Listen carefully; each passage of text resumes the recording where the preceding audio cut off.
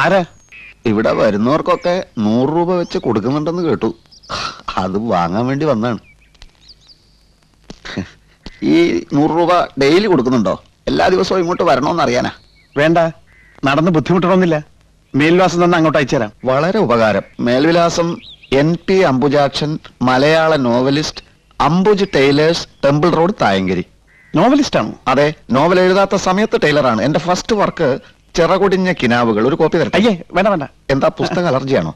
ഒരു നോവലിസ്റ്റായി താൻ 100 രൂപയ്ക്ക് വേണ്ടി ഇറങ്ങി തിരിച്ചത് കഷ്ടമായി പോയി. യഥാർത്ഥ കലാകാരൻ എന്നും പട്ടിണിക്കാരനാ. എന്നെ ഇന്ന് നിങ്ങൾ അംഗീകരിക്കില്ല, നാളെ ഞാൻ മരിച്ചു കഴിയുമ്പോൾ അനുശോചന സമ്മേളനം, പ്രതിമ ഉണ്ടാക്കൽ, അതൊക്കെ പോട്ടെ. ആ 100 രൂപ കിട്ടിയാൽ എനിക്കങ്ങ് പോകായിരുന്നു. ഇതെന്താ നോട്ടടിക്കുന്ന പ്രസ്സോ? താൻ ചെല്ലി. ഇവിടെ ആർക്കും രൂപയൊന്നും കൊടുക്കുന്നില്ല. അപ്പൊ ആളുകൾ പറഞ്ഞതോ? എങ്കിൽ പറഞ്ഞോട് പോയി വാങ്ങി.